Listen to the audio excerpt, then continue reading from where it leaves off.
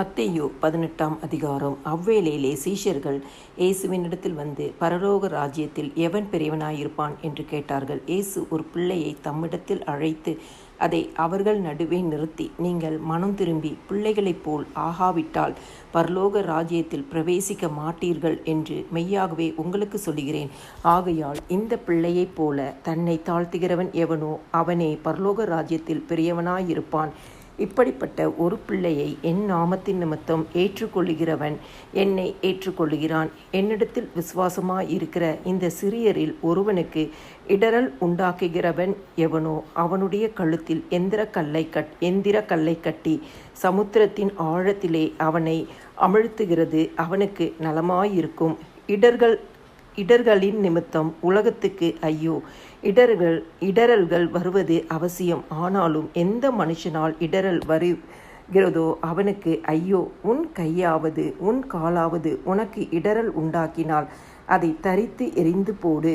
நீ 2 கை உடையவனாய் அல்லது 2 காலுடையவனாய் நித்திய அக்னியிலே தள்ளப்படுவதை பார்க்கிலும் சப்பானியாய் அல்லது ஊனனாய் நித்திய ஜீவனுக்குள் பிரவேசிப்பது உனக்கு நலமாயிருக்கும்.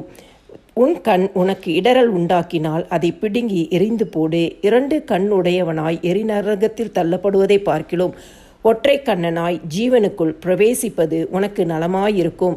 இந்த சிறியரில் ஒருவனையும் அற்பமாய் எண்ணாதபடிக்கு எச்சரிக்கையாயிருங்கள். அவர்களுக்குரிய தேவதூதர்கள் பரலோகத்திலே என் பரமபிதாவின் சமூகத்தை எப்போதும் தரிசிக்கிறார்கள் என்று உங்களுக்கு சொல்கிறேன். மனுஷகுமாரன் கெட்டுப்போனதை ரட்சிக்க வந்தார். உங்களுக்கு எப்படி தோன்றுகிறது? ஒரு மனுஷனுக்கு 100 ஆடுகள் இருக்க அவைகளில் ஒன்று சிதறிப்போனால் அவன் மற்ற 99 ஆடுகளையும் மழைகளில் விட்டு போய் சிதறிப்போனதை தேடாமல் இருப்பானோ? அவன் அதை கண்டுபிடித்தால் சிதறிப்போகாத 99 ஆடுகளை குறித்து சந்தோஷப்படுகிறதை பார்க்கிலும் அதை குறித்து அதிகமாய் சந்தோஷப்படுவான் என்று மெய்யாகவே உங்களுக்கு சொல்கிறேன். இவ்விதமாக இந்த சிறியரில் ஒருவனாகிலும் கெட்டுப்போவது பரலோகத்தில் இருக்கிற உங்கள் பிதாவின் சித்தம் அல்ல. உன் சகோதரன் உனக்கு விரோதமாக குற்றம் செய்தால் அவனிடத்தில் போய் நீயும் அவனும் தனித்து இருக்கையில் அவன் குற்றத்தை அவனுக்கு உணர்த்து. அவன் உனக்கு செவி கொடுத்தால் உன் சகோதரனை ஆதாயப்படுத்தி கொண்டாய். அவன் செவி கொடாமற் போனால் 2-3 சாட்சிகளுடைய வாக்கினாலே சங்கதிகள் எல்லாம் நிலைவரப்படும்படி இரண்டு ஒருவரை உன்னுடனே கூட்டிக் கொண்டு போ. அவர்களுக்கும் அவன் செவி கொடாமற் போனால் அதை சபைக்கு தெரியப்படுத்து. சபைக்கும் செவி கொடாது இருப்பானானால் அவன் உனக்கு அஞ்ஞானியைப் போலவும் ஆயக்காரனைப் போலவும் இருப்பானாக. பூலோகத்திலே நீங்கள் எவைகளை கட்டுவீர்களோ அவைகள் பரலோகத்திலும் கட்டப்பட்டிருக்கும். பூலோகத்திலே நீங்கள் எவைகளை கட்டவிழ்ப்பீர்களோ அவைகள் பரலோகத்திலும் கட்டவிழ்க்கப்பட்டிருக்கும் என்று மெய்யாகவே உங்களுக்கு சொல்கிறேன். அல்லாமலும் உங்களில் 2 பேர் தாங்கள் வேண்டிக் கொள்ள போகிற எந்த காரியத்தை குறித்தாகிலும் பூமியிலே ஒருமனப்பட்டிருந்தால் பரலோகத்தில் இருக்கிற என் பிதாவினால் அது அவர்களுக்கு உண்டாகும் என்று உங்களுக்கு சொல்கிறேன். ஏனெனில் 2 பேராவது 3 பேராவது என் நாமத்தினாலே எங்கே கூடியிருக்கிறார்களோ அங்கே அவர்கள் நடுவிலே இருக்கிறேன் என்றார்.